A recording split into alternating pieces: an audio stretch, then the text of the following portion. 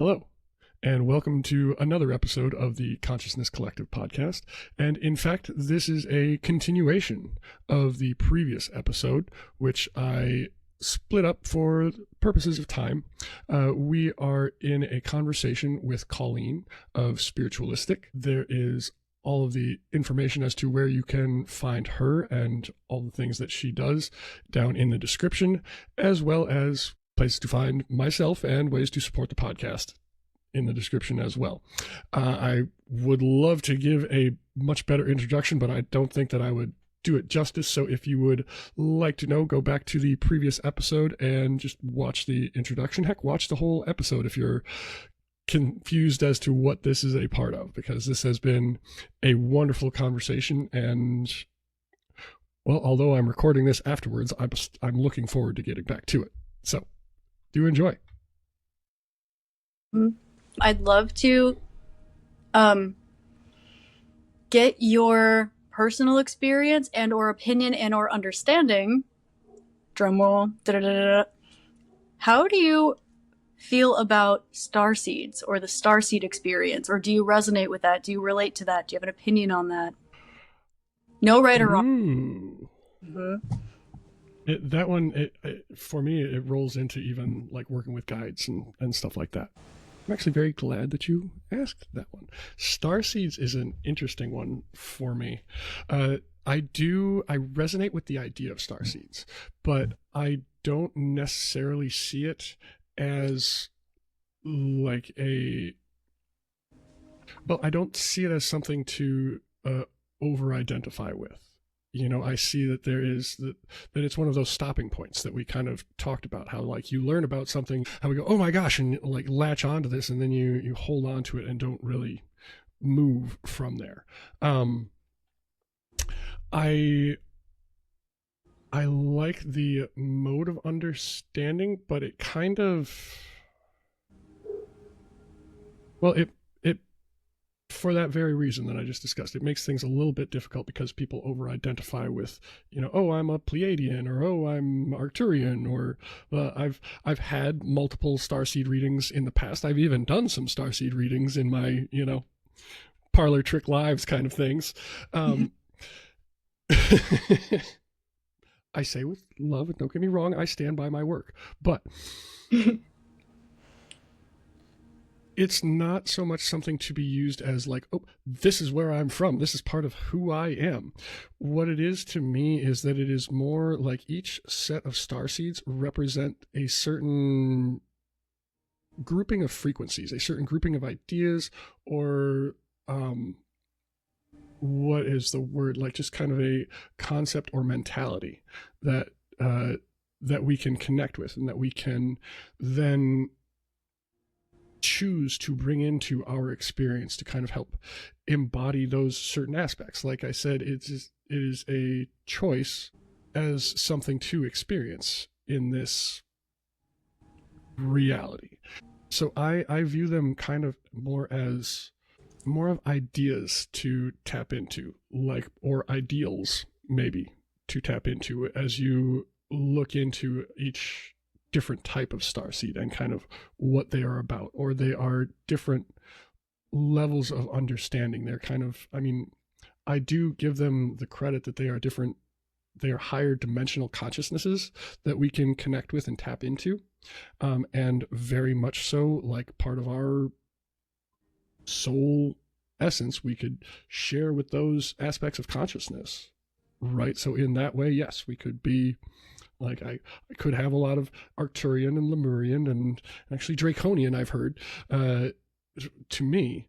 But at the same time, I choose not to necessarily make it part of my identity. I choose to understand it as something, like aspects that I can tap into for either guidance or for like a certain perspective to latch onto, or a consciousness to channel. Like when I do my more intentional channeling, I generally will liken it to starseeds, because it is that energy, that frequency that I am kind of tapping into, that I've learned to identify as that.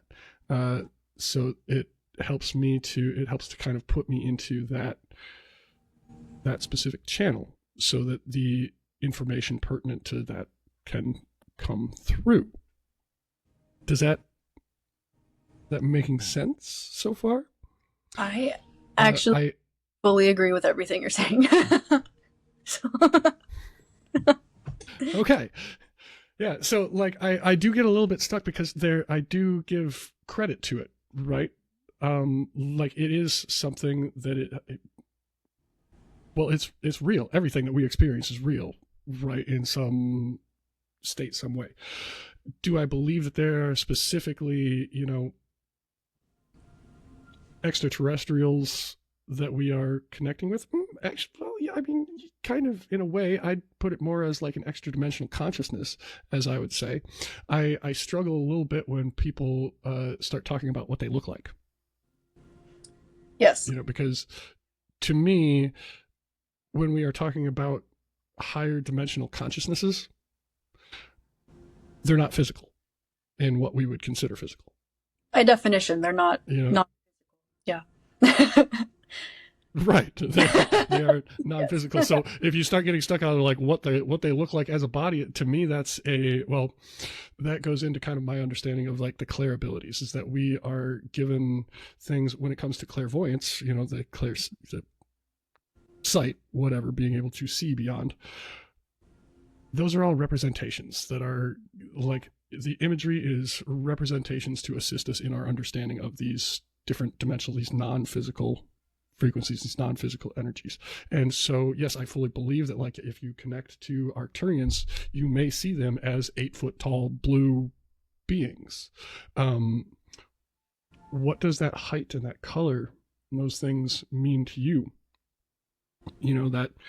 That growing, blue, I think third eye, and for me, the Arcturians have a very large connection to collective consciousness. Like that's where I tap into a little bit more for the collective ideas. Again, that's for me. It could be different for other people, but that those visuals, those visualizations are still just representations. And I think people get a little bit too stuck on that. It's one of the downsides, in my opinion, of clairvoyance, that when people start seeing things, and we have so much of an identification of seeing is believing, or seeing something means it's real, that we forget that it is still interpretations of non-physical ideas. Yes. One thing that I notice a lot through my own experience and through observation of others and through just spiritual and self-study is in channeling, it's a little bit like downloading. Some people love the word downloading, some people don't. It's just a word to describe an energy. So I don't mean like I'm receiving downloads. I don't not mean that either. But in channeling, it's often I'm putting this aside. I'm tapping in with this frequency, be it my higher self, be it the Arcturian collective, be it Lemuria, be it Archangel Michael, be it Source, be it anything. And one steps aside, and that frequency comes through and delivers a message. That is receiving. The third eye, and this is something that I don't think a lot of people really understand fully. Well, a lot of people do understand this. Maybe I'm just running in weird circles. I don't know. But the third eye in and of itself is a projector. It's not a vessel for downloading. It is a projector. And I know there are going to be people, no, it's not. I see stuff all the time. Yes, you do. You are seeing what you need to see. Whether that be an 8-foot tall blue Arcturian person, humanoid being, or it's the number 333, 444, whether it's a white feather, whether it's what you need to see. You are seeing what you need to see. It's also a projector. That's why visualization is part of manifestation. And it does tie back around into that superposition idea. So it's not it's right, it's wrong. It's just a perspective. The receptor is the medulla oblongata. The projector is the pineal gland. So the balance between the two is something that can be overlooked sometimes. And I totally resonate with what you said about they're different frequencies, they're different collectives. It's like if you look at there's I and there's source. That anchor point in the middle, it can be human collective consciousness. It can be Andromeda, it can be Pleiades, it can be Lemuria, it can be anywhere in there. And whoever's watching this, please don't take where I physically place my hands as any hierarchical or vibrational system, because that's not what I meant.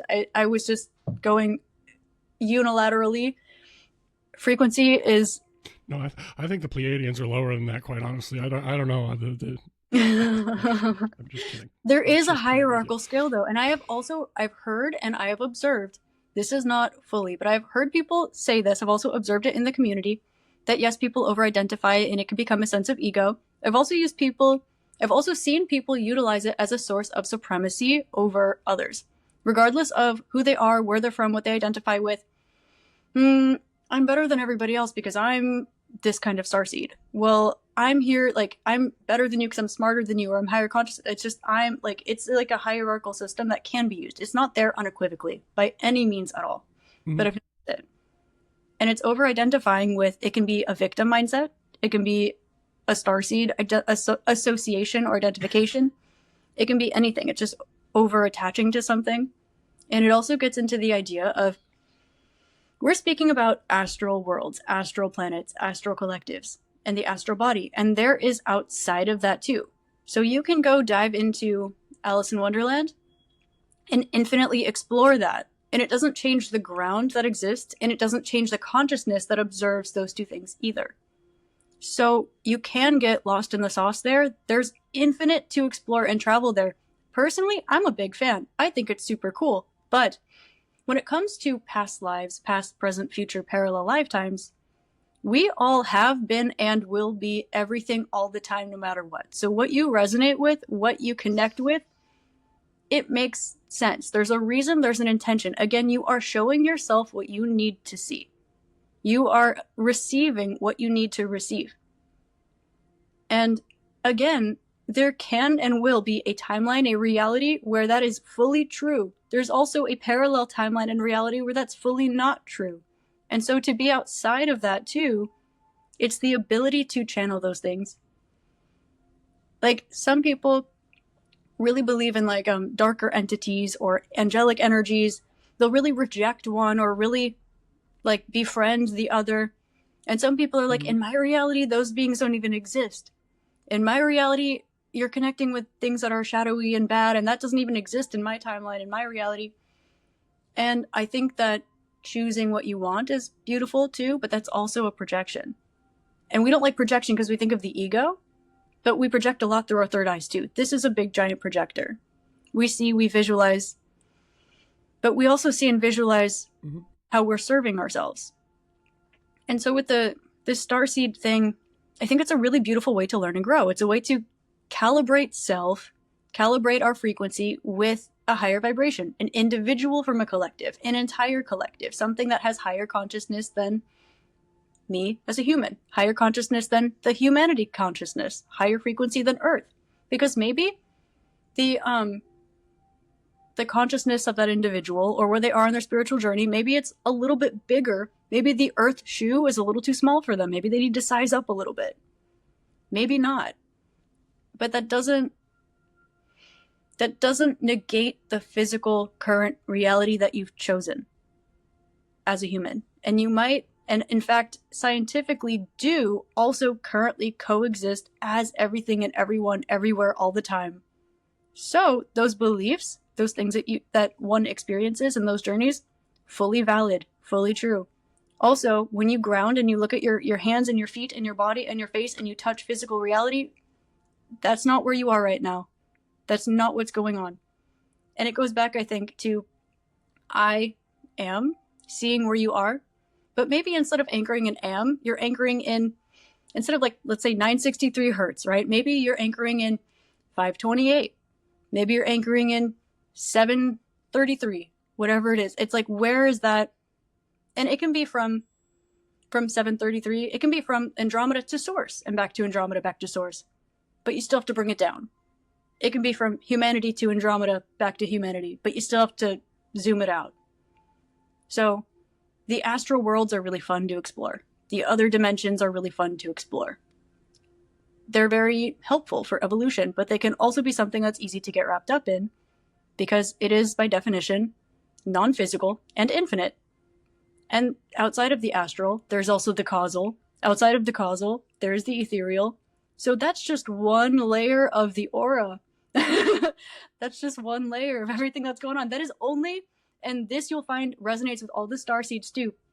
The astral body, it's the fourth layer of the aura. It's the fourth layer of consciousness. And that resonates with the fourth chakra, the heart chakra. So it's all the heart chakra layer of consciousness. And there's the fifth, there's the sixth, there's the seventh. There are larger chakra systems than just the seventh. So I think it's beautiful. And I think it's a portal. They say the heart is a portal. It's true. And all of these collective consciousnesses that one does or doesn't or can or can't tap in with, whatever it is, it's all going back to what? Universal, unconditional love, gratitude. Yes. And that higher heart, which is, remember where that comes from? Or... Mm-hmm. You're so right. And also bringing it back to the heart, like that is one thing that I've said as people have asked me a little bit about channeling before, in the past. And I've dabbled with it. I don't necessarily consider myself an expert, but one of the things that came through very early on is that yes, it does, it requires your crown, your third eye, to be open to a certain extent. I love that you brought up the whole third eye being a projector too, but at the same time, the channeling, it actually happens. It comes through the heart, through the heart chakra, and for me, at least my experience when I do channel, I feel my consciousness actually step, like it goes back and down into that heart space when I,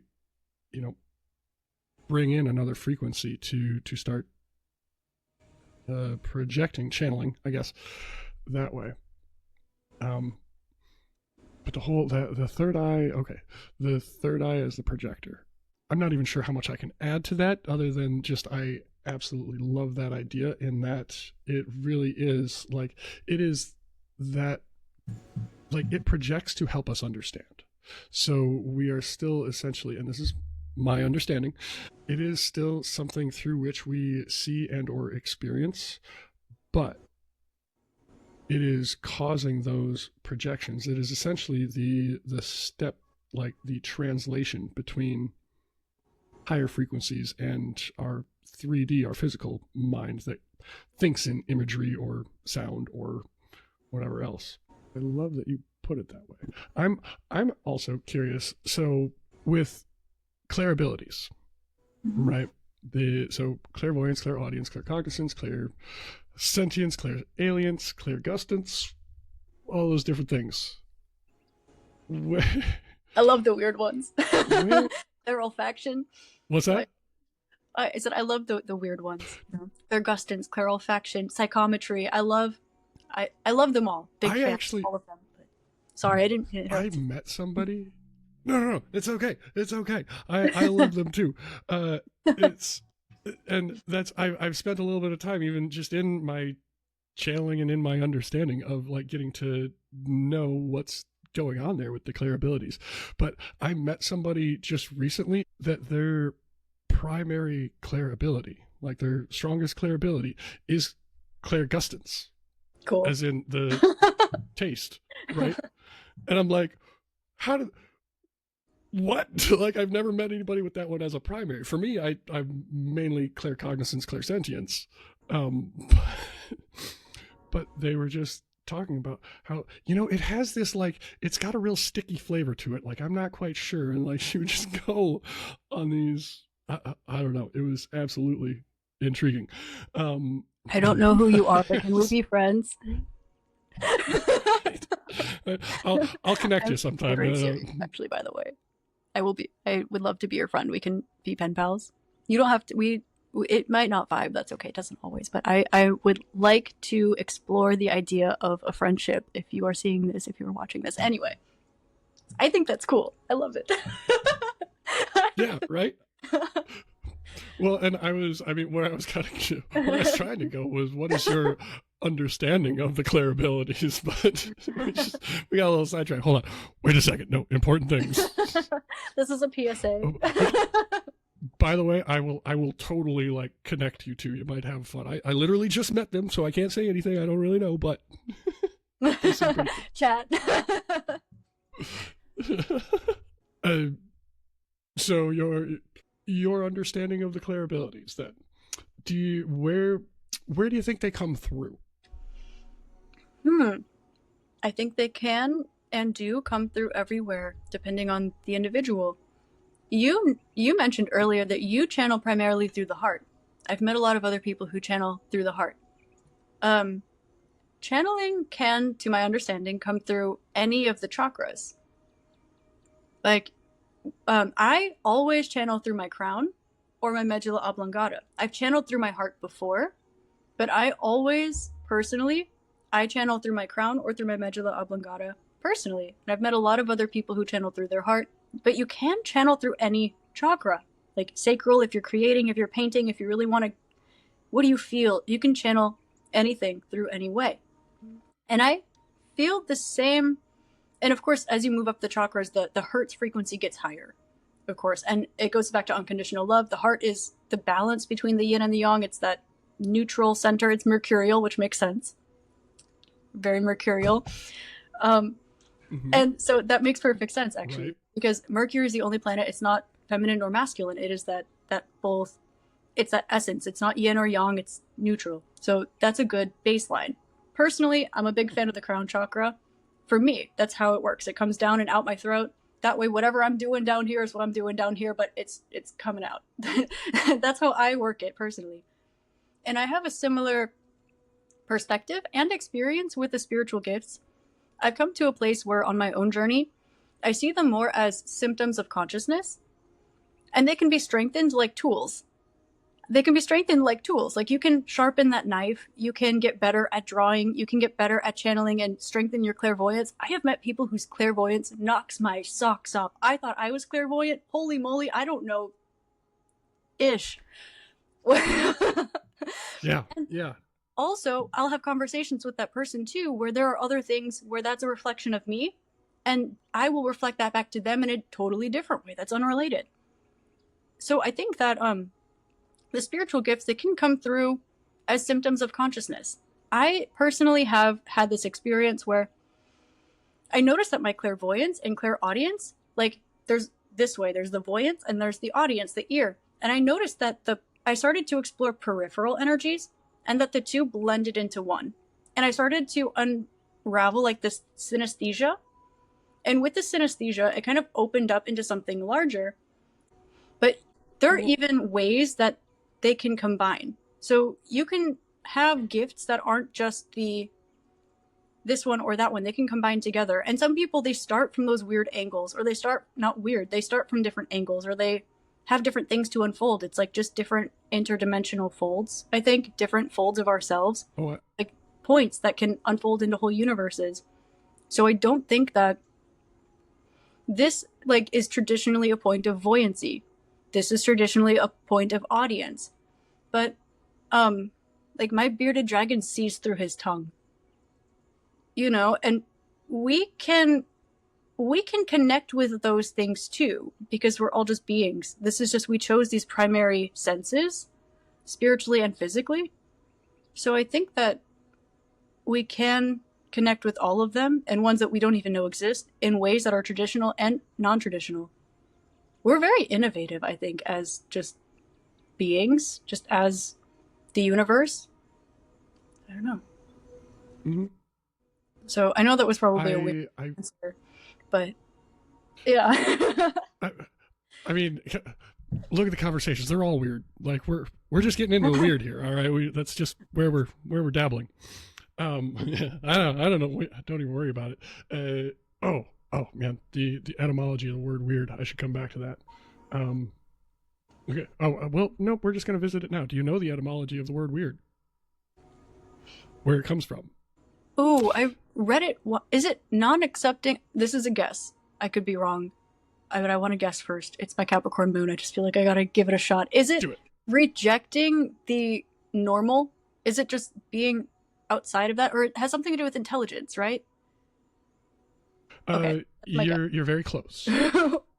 So It comes originally from the Germanic word weird, W-Y-R-D, weird, meaning the ability to change one's own fate or destiny.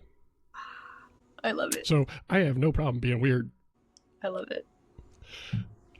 Yeah, that's one of my favorite little tidbits. I'll throw that in wherever I can. But I was going to kind of add my understanding of clairabilities. Basically, they're a connection between, one could consider, our higher self, or our higher dimensional consciousness, essentially, and our 3D consciousness. And they are ways that we learn to translate. Again, I stick with the term higher dimensional frequencies, higher dimensional energies, into ways that our 3-dimensional brain can understand, which would be our normal physical senses. And so in that way, like as you were saying, how you can learn to kind of blend them and have a kind of a clairsynesthesia, if we shall. I don't know why that one made me smile, but that makes a whole lot of sense to me, because you can learn to translate the same energies multiple different ways. You can learn to see it and hear it. For me, there is the understanding and the feeling. I do also get points of clairaudience, but there was a time, my clairvoyance is not all that, it's not my primary, I will put it that way. I'm also aphantasial, which I don't know if you don't know what that means that I don't generate images in my brain. Oh, okay. As in, like when I am trying to imagine something or picture something or remember something, I don't see anything. I don't actually get an image. So when I do get things like clairvoyance wise, it's like, oh my God, it's really freaking exciting, because otherwise the only time that I really see stuff when I have my eyes closed is dreaming. Right. So that's a weird one for me, but I had a realization at one point, or one could call it a download, a piece of information, because I was asking my guides or whatever, higher self. And what came to me is that I can shift, much like you were saying, I can shift that clear cognizance, that clear knowing, or that simply being able to feel a frequency. And once I start, essentially, for me to do that, I have to have something that I associate it with, that I can see, so that I would then understand it, associate it, and have that translation correct. But that it is possible to do exactly like you were saying, to just be able to shift those abilities around from one to another. It's just learning a different way of translating those frequencies. All of that was to say, yeah, I fully agree with you. Yeah, I think it's literally a wheelhouse. We think I have my wheelhouse, my areas of expertise, but it's literally like a house of wheels. Like it spins and it changes, and the way that we can. Okay, I gotcha. It was an odd way of saying that, but that's okay. I loved it. It's true. Like some people, they receive information through clairvoyance or clairaudience or channeling or clairsentience. There are so many people that are clairsentient and don't realize it. I think that everyone has access to all of the spiritual gifts and more. It's just, are you connecting with them? And I'm not saying if you try harder you can do it. That's not what I'm saying at all whatsoever. I think that we all have access to our spirit, our astral body. We all have access to the spirit, the astral, the everything. And we also all have like our own fortes. We all have our own strengths. We all have ways of picking up information that are more comfortable for us than others, and some that are uncomfortable that crack open when we're ready. Some people, it's spiritual gifts and abilities. Other people, it's through tarot. Other people, it's through astrology. Other people, it's through runes. It's through automatic writing. I love automatic writing, like channeling, like just like that. It's so fun. But the way that you as an individual, as a consciousness, as a growing being, I guess, are open and ready to receive information spiritually that is outside of your current foundation, like outside of the box, whatever your box is, whichever way you can hear that whisper, whether it's through tarot cards, whether it's you're literally hearing it, whether it is through astrology, whether it's through intermediary energy, or whatever it is, whatever you give yourself permission to receive from energetically, spiritually, whatever serves you, works for you, aligns with your belief system, aligns with your comfort, aligns with your strengths and weaknesses, if you even want to call them that, because I think we're all just perfect and individual. It was a very dualistic way of describing that, but we all have things that we're more comfortable with, and whatever way is the most comfortable to receive information from something greater than ourselves, it's powerful in the first place. It's beautiful in the first place. And so whether it's using a tool, whether that tool comes from within or without or anything, it's just a reflection of the opposite in some way and the journey in between them. So a lot of people I've noticed will sometimes say, like, tarot is bad because they're not getting the information straight from the source. Well, maybe source is the one flipping through the cards. You know, when they pop out on their own, maybe I'm not just channeling portals and entities for random for random dark energies and stuff. Like, that's a projection that people will throw on tarot a lot, that you're not getting it from straight from the source. You don't know what that's the tool. You can see something, you can hear something, you can write something, and it could be Archangel Michael, it could be someone in the Necronomicon, it could be source, it could be my higher self, it could be anything, like anything in the entire universe. And the intention, I mean, isn't it all source? Yes. Yes. Yeah. Okay. I think that whether it comes from channeling or the heart or audience, gustance, which is cool, olfaction, which is also cool, wherever it comes from, whether it's even tarot or astrology or something outside of self, it's just an access point to the beyond. Wherever you are, just an inch beyond that at least. And that's, to me, the important part. And I think that we all have cool, unique, interesting little access points. And I think the fact that there are even groups of people that can resonate with having the same access point in the beginning is a miracle. I think it's amazing. It's cool. Like, what? As a human, you know? And of course, as like full consciousness, it's like, well, obviously, like, there is nothing to get beyond because you already are. Because you're already there, yes. Level it out a little bit. Well, I like the idea, the concept of permission slips. That we use these different things, these different ways of understanding as permission slips, like for us to connect to greater, for us to connect to that, you know, infinite consciousness, essentially. And whatever permission slip you need, or you choose, or you just downright like to use to get there, awesome. You know, go for it. I totally agree.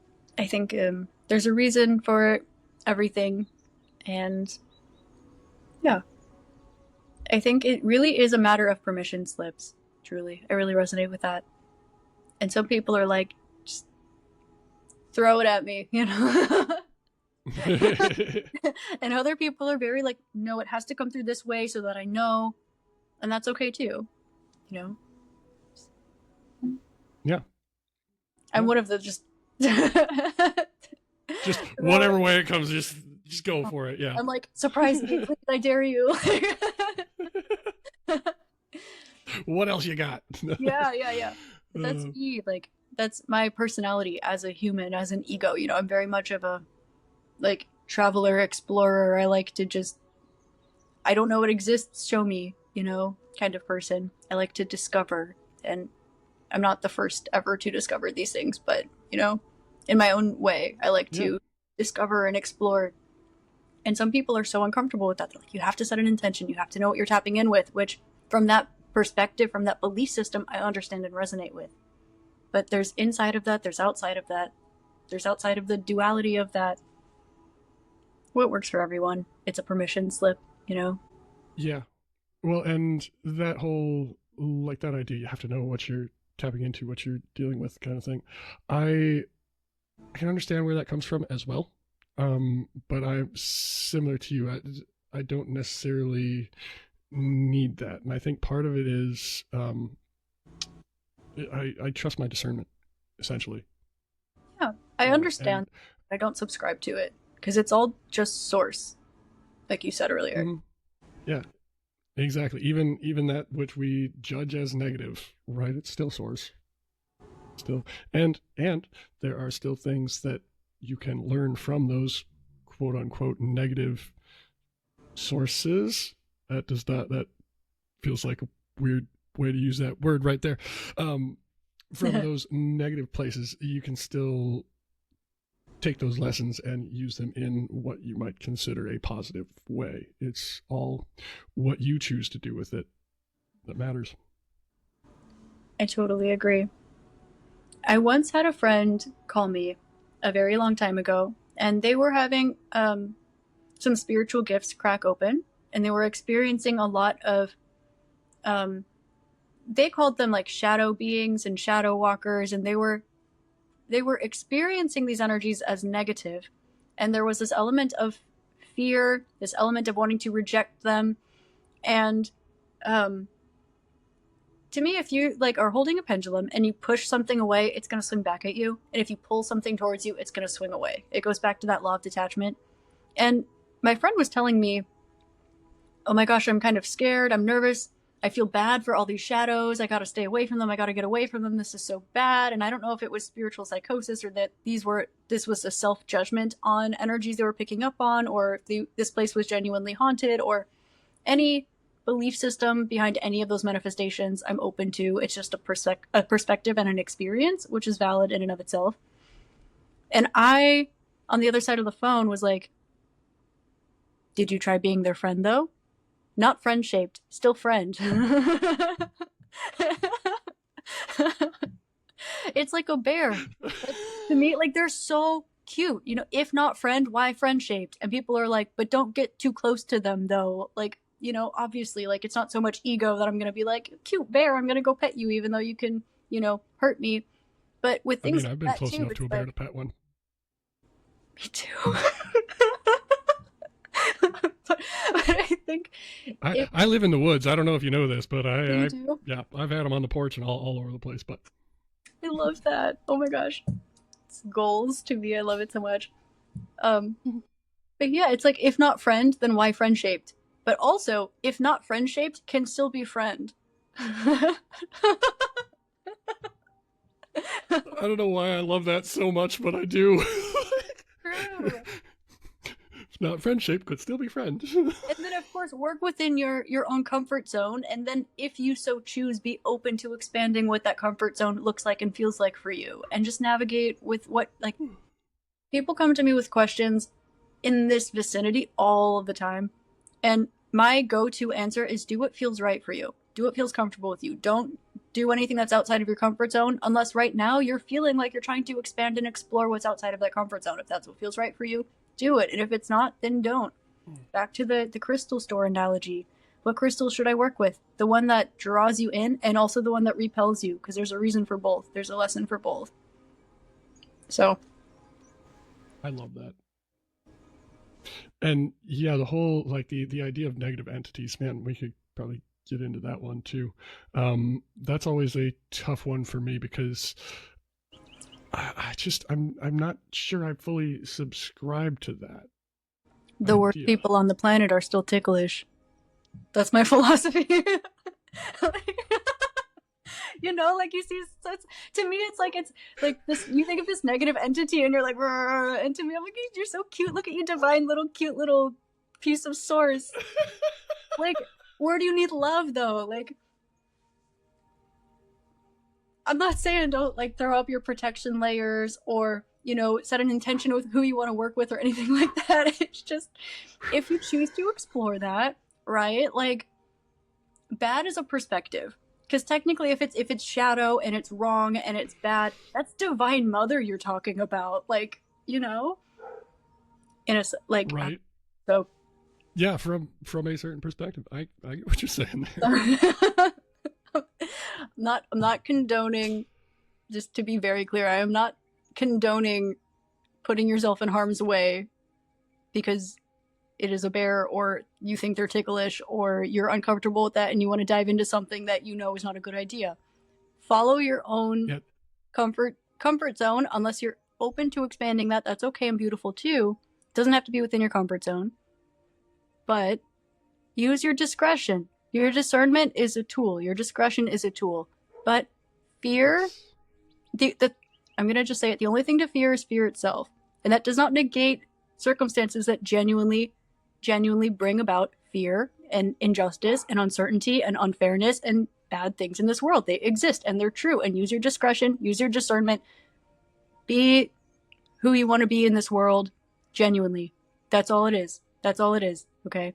I'm not telling you to look for portals or do any kind of weird stuff. Whether you believe in that or you don't believe in that, whatever it is that feels right for you, do that. But don't be afraid because of an external source that told you you should be afraid.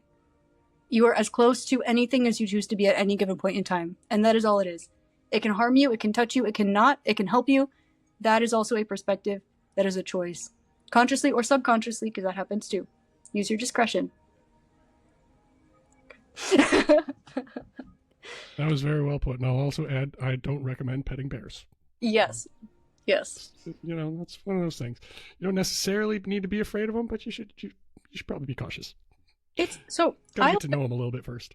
I live at the beach. I love to swim in the ocean. There are a lot of sharks where I live. Not like a crazy amount, but there are like white sharks, great white sharks where I live. There are sharks. And the more that I learn about them, it's when you learn their behavior, and it's the same thing for anything that's deemed good or bad. When you learn about their behavior, they're not out to get you. They're not doing anything bad. New Yorkers bite more people a year than sharks do. I'm sorry, it's just a statistic that I like to throw out there when this topic comes up. It is. I would guess. My guess is that one is way out of balance as far as the New Yorkers being ahead on that one. The more bitey, I should say. Yeah. Sharks are not out to get people. They don't even see people as food. Sharks, when they see something that is moving, they go towards it. And when something is giving this energy of like, no, I'm protected and I'm big and I'm secure, then they don't come towards it. Also, how do you stop a shark? You go boop. You not exactly like that, but you boop it on its nose and then you go that way, buddy. And then it does. It understands. You're just speaking shark language. And it's the same thing with anyone else, you know? I want to learn to speak your language, whether that's Leb or whether it's, I don't know, Spanish or French, you know, or shark or entity, good, bad, weird, angelic, starseed, anything. You're just translating it and learning the behavior and understanding it. You can still befriend a shark. You can befriend a bear. You can befriend something big, bad, and scary. You can also befriend things that are tiny and cute and harmless. And that's personal, you know, but not impossible. Some people are afraid of dogs. My dog shares my pillow with me when I go to bed at night, every single night. You know, it's relative. Yeah. I'm at that point again.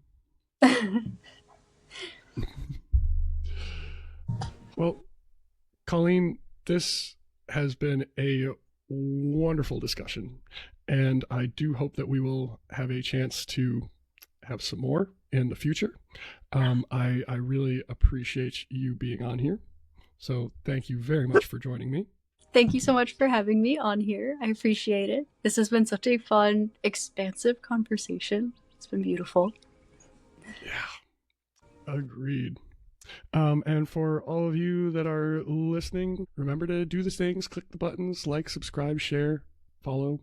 And if you are curious, if you would like to find where you can find more of Colleen in her socials, I will have those listed in the description, as well as opportunities to support and find the rest of what I am doing and the Consciousness Collective itself. We do have a Discord, we have a Patreon, there's all sorts of options to explore. So thank you again so very much for hanging out and listening. Thank you, Colleen, for joining me, and we will catch you on the next one. Thank you so much for having me here, and thank you to everyone for listening. I hope you have an amazing rest of your day, week, month, year, and incarnation in this beautiful magical realm.